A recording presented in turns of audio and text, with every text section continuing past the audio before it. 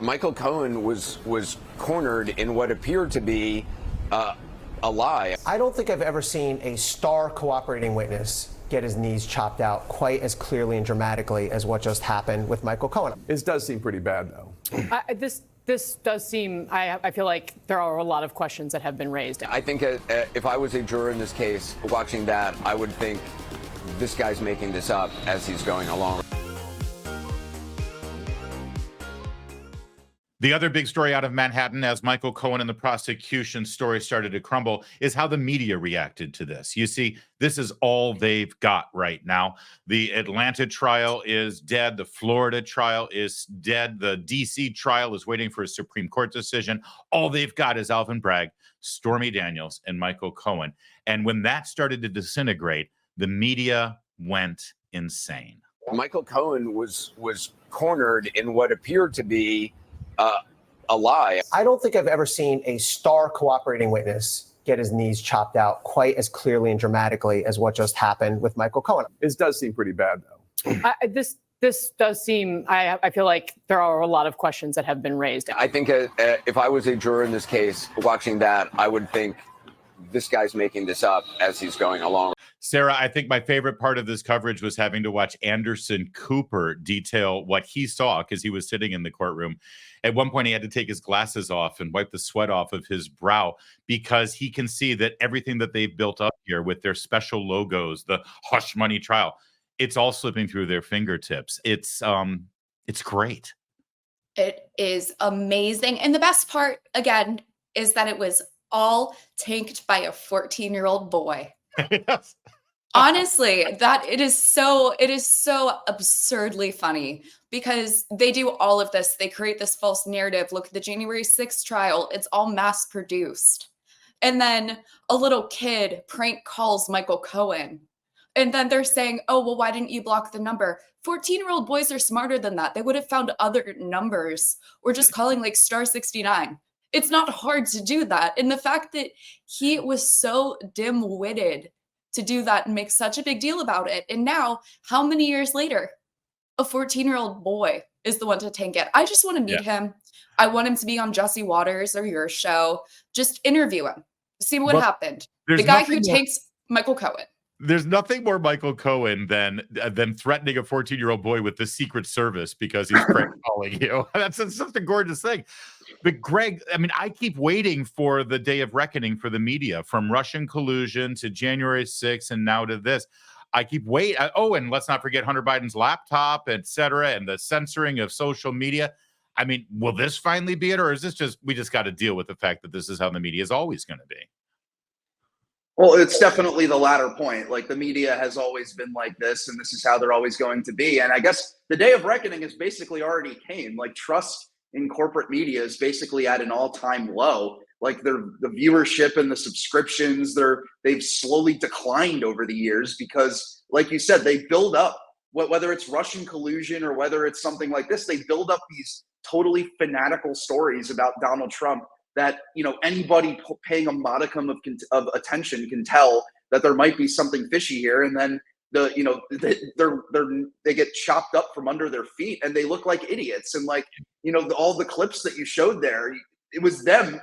Look, it reminded me of the day that we learned Russian collusion was false. They were just like, you know, they didn't know what to say. You know, you had the one lady on CNN going like, oh, you know, this whole Michael Cohen thing, it's raising a lot of questions about his credibility or whatever. Like, this is what they do all the time, and this is how they're always going to be. And that's why you should never get your news from CNN or from the New York Times or from any of these morons. Well, let me follow up there with you, Greg, because that is part of what I saw happening yesterday as this story unfolded was the MSNBC viewers on social media, on X in particular, screaming at Katie Tur and Andrea Mitchell for actually reporting what happened, reporting the truth.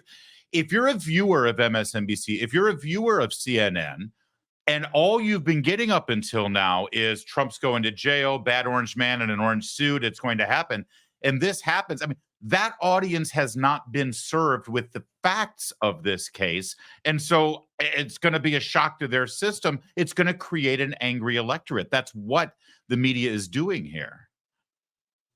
Yeah, that's exactly true. And like it was literally the same thing with 2 years of Russian collusion. Like you saw, like there was the polling that was done during that time where a majority of Democrats thought that Russia had somehow altered the votes in order to get Donald Trump elected, which there was no evidence at all that that was true. And yet over half of yet a majority of Democrats believed that. And like you said, it's the same thing here. The majority of these people thought that Donald Trump is this evil, bad man who had done all of these bad things and was going to jail for it. And yeah, like you said, that is their goal, is to rile up Americans into hating this man. And that's just what they do on a daily basis. And they do it by not reporting the truth. Yeah, the problem is, we have a First Amendment not to protect Jim Acosta's right to tell a story on CNN or to protect, some writer for the Washington Post to write a story. The First Amendment is for us.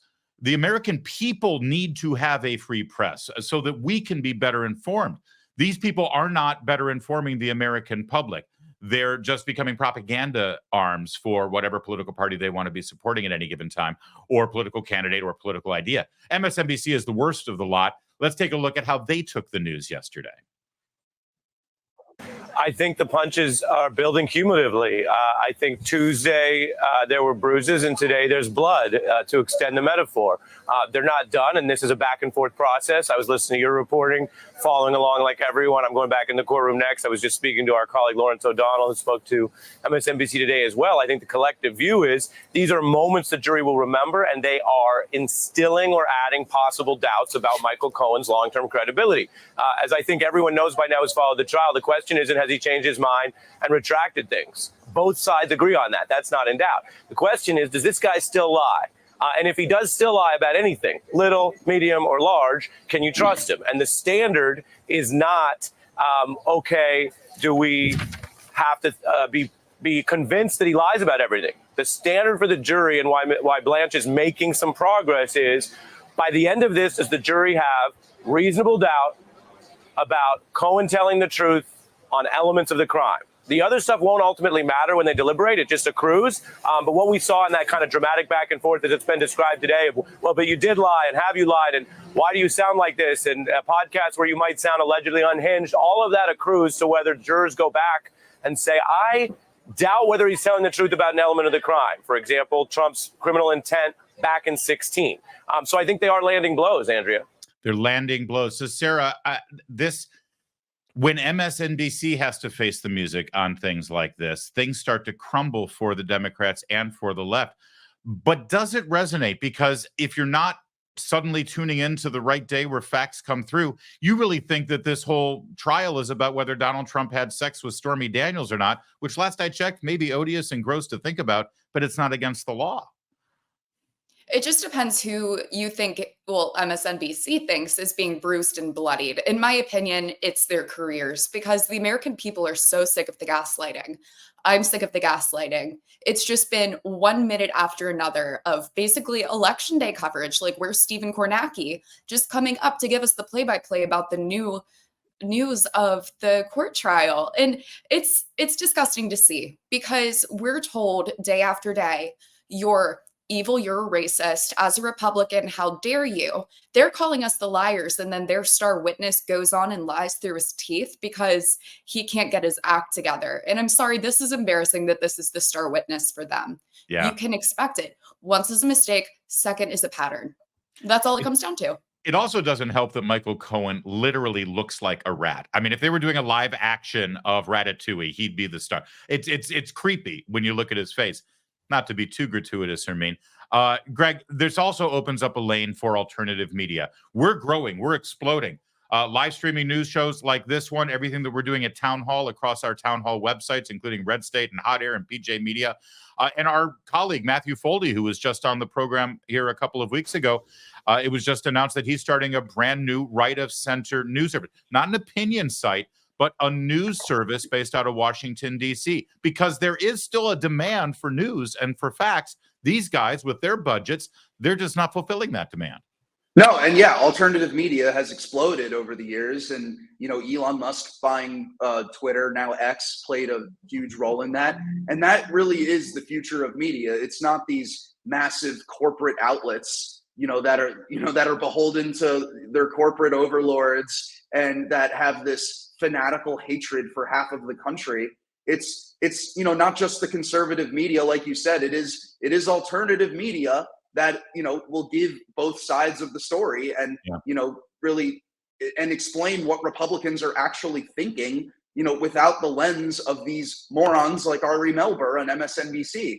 And I was a part of the conservative media world for a little over 2 years, and it's exploded, especially in the age of Trump, and it's only going to get bigger as stories like this ridiculous Trump trial blow up in legacy media spaces. It may be a sin to enjoy other people's misery, but just for a 24-hour cycle there, it was kind of fun to watch CNN and MSNBC struggle with this one. And I agree with you. I think that we are exploding, we are growing, and there's a reason for that. It's not that people don't want the news anymore. They just want quality news, and we're glad to bring it to them. Maybe at the end of the day, it's not Trump who will get convicted at the end of this trial. It's the corporate-owned media.